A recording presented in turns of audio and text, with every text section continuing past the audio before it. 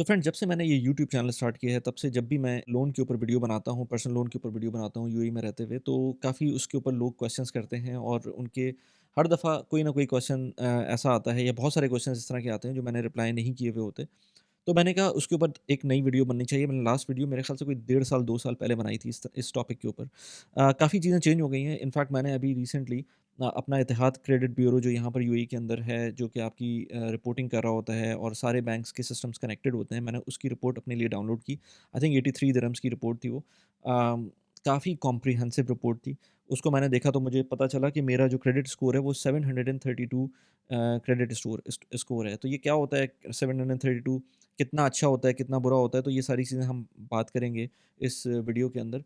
लेकिन उससे पहले अगर पहली दफ़ा इस वीडियो के ऊपर आए हैं या इस चैनल के ऊपर आए हैं, तो आपको मैं बता दूँ कि मैं personal finance, productivity, real estate, immigration, relocation in topics के ऊपर यूएई में रहते हुए बात करता हूँ। मैं वैसे तो डे जॉब के पॉइंट ऑफ व्यू से एक इंजीनियर हूँ, लेकिन मेरा ये शौक है।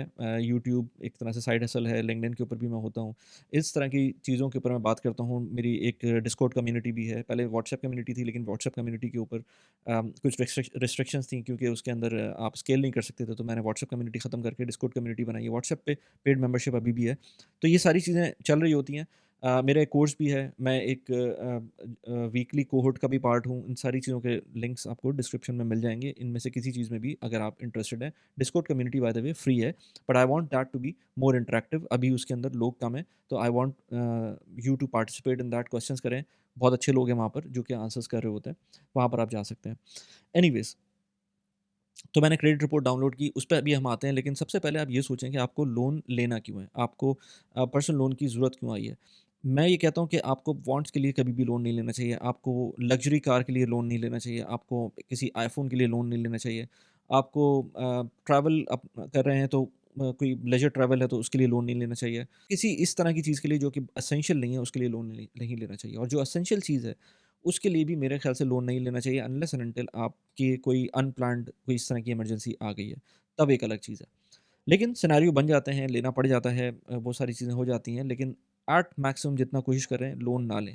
अगर लोन लेना है तो प्रोडक्टिव चीज़ों के लिए लें, जैसे अगर आपके बच्चे कहीं पढ़ने जा रहे हैं या आपकी खुद की पढ़ाई का कोई काम आ गया, आपको खुद एजुकेशन लेनी है, जो कि मीनिंगफुल एजुकेशन होनी चाहिए, उसके लिए अगर आपको लोन लेना है तो वो एक चीज़ समझ में आती है। लेकिन लेट्स से जैसे मैंने बताया कि अनप्रोडक्टिव चीज़ों के लिए लोन ना लें, उसे बैड डेट कहते हैं। गुड डेट के अंदर आपकी एजुकेशन हो गई या कुछ केसेस के अंदर घर बनाना है आपको। ये स्पेसिफिक चीज़ें होती हैं, डायरेक्टली हम नहीं कह सकते कि हर हर घर आपके लिए बेहतर होता है, हर घर प्रोडक्टिव होता है। लेकिन कुछ केसेस के अंदर आप जब रियल एस्टेट ले रहे होते हैं, प्रॉपर्टी ले रहे होते हैं, तो वो आप अपना एसेट बिल्ड कर रहे होते हैं। उसमें भी सेलेक्टिव होना चाहिए, लेकिन फिर भी अगर वो काम कर रहे हैं तो शायद आपके लिए लोन एक चीज़ बनती हो। तो अब यूएई के अंदर लोग क्यों इतना ज़्यादा लोन को प्रेफ़र करते हैं? तो यूएई के अंदर लोन एक तो मिलना आसान हो जाता है, क्योंकि पेपर वर्क बहुत अच्छा होता है। आप लोग जो आ रहे होते हैं यहाँ पर, उनकी जॉब्स होती हैं। जो जॉब्स होती हैं उनमें एक फ़िक्स किस्म की सैलरी आ रही होती है, जिसकी वजह से बैंक्स को पता होता है कि आपकी प्रोफ़ाइल किस तरह से बन रही है। उसकी बेसिस के ऊपर वो आपको आपकी सैलरी का मल्टीपल लोन सैंक्शन कर सकते हैं, दे सकते हैं। प्रॉब्लम कुछ लोगों को होती है जब उनकी कंपनीज़ अच्छी नहीं होती हैं या उनकी क्रेडिट रेटिंग अच्छी नहीं होती है, तो उन लोगों को प्रॉब्लम हो सकती है।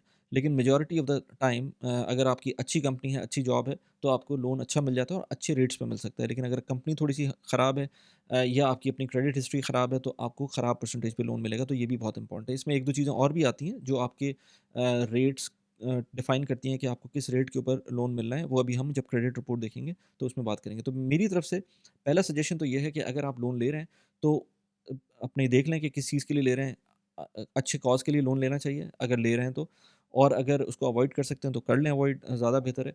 लेकिन अगर आप ले ही रहे हैं लोन और इवेंचुअली किसी अच्छे कॉज़ के लिए ले रहे हैं, अच्छी इन्वेस्टमेंट के लिए ले रहे हैं, तो आपके पास कोलैटरल भी होना चाहिए। जैसे मैंने पहले भी वीडियोज़ में बात की है कि जब भी मैंने लोन लिया है, तो उसके अंदर हमेशा ये सोचा है कि इस लोन को मैं पे ऑफ कैसे करूँगा इन वर्स्ट केस सिनेरियोज़। तो वर्स्ट केस सिनेरियोज़ में मैं अपनी एग्ज़ाम्पल मैंने पहली वीडियो में दी हुई है कि जब मैंने अपने घर के लिए पाकिस्तान में के लिए लोन लिया था, लेट्स से मैं दुबई में था और मैंने 2013 के अंदर यहाँ पर रहते हुए यूएई के अंदर कुछ लोन लिया था, लेकिन मेरे पास काफ़ी पैसे मौजूद थे और मैंने कुछ उसको फ़िल करने के लिए कुछ पैसों का लोन लिया था। फिर मेरे पास अपनी गाड़ी मौजूद थी, मुझे पता था मैं गाड़ी सेल कर सकता हूँ, मुझे पता था मेरी ग्रेजुइटी अगर लेट्स से गॉड फॉरबिड मेरी जॉब जाती है, तो मुझे पता था मेरी ग्रेजुइटी इस अमाउंट की है। मेरे पास 1-2 और एसेट्स मौजूद थे, तो जो मैं लोन ले रहा था उसका कोलैटरल मेरे पास मौजूद था, उसकी बेसिस के ऊपर मैंने लोन लिया था। सो इट इज़ इम्पोर्टेंट कि आपको वर्स्ट केस में प्लान आपका कोई ना कोई होना चाहिए उस लोन को पे ऑफ करने का।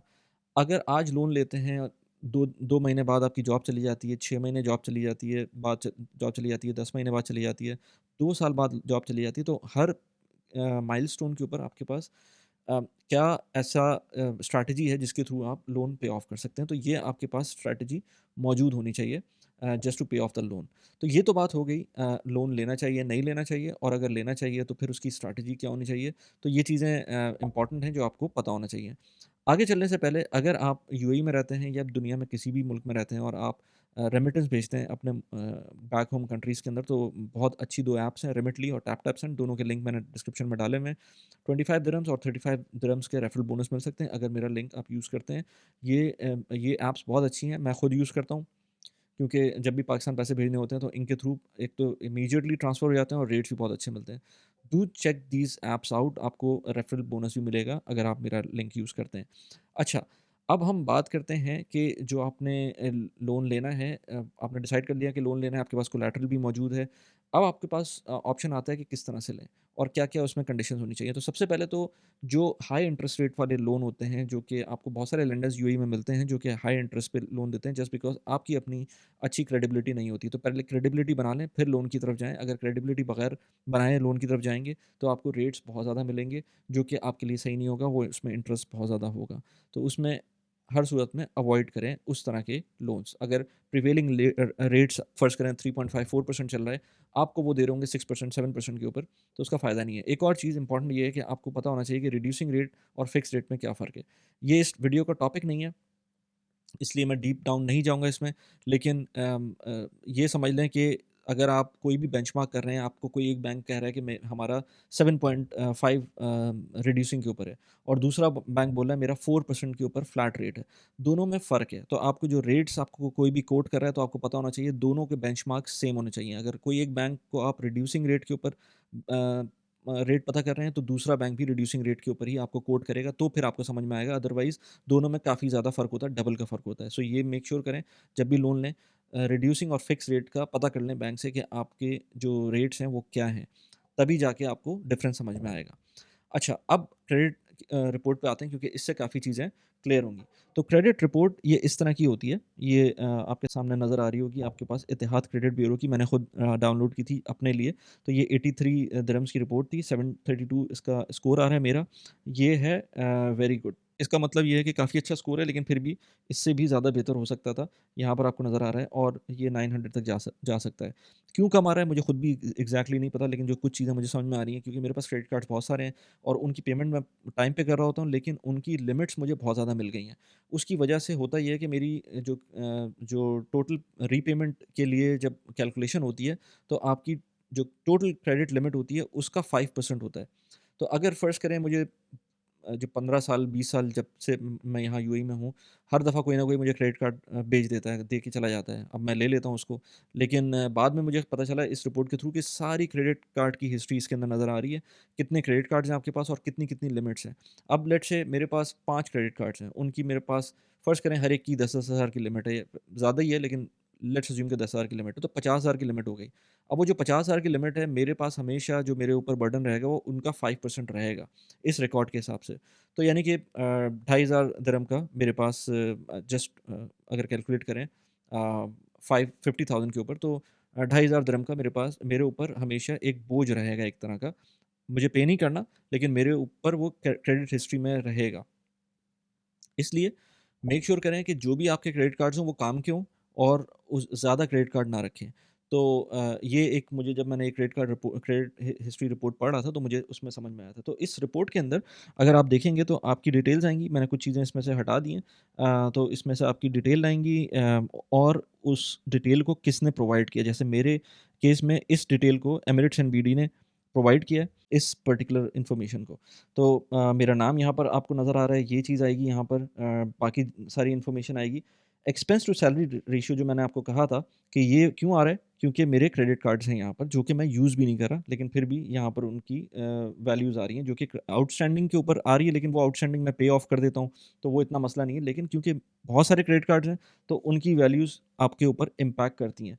तो ये मेरे पास एक ऑप्शन है कि मैं उनको कम से कम कर दूँ, जो भी मेरे मेरे क्रेडिट कार्ड्स हैं, जो कि मैं यूज़ भी नहीं कर रहा हूँ। फिर उसी तरह से पर्सनल इन्फॉर्मेशन बहुत सारी आ जाएगी आपको और ये बताया जाएगा कि हिस्टोरिकल डेटा आपको कहाँ-कहाँ से किन-किन पा ये देखें कितनी इन्फॉर्मेशन गवर्नमेंट के पास मौजूद है।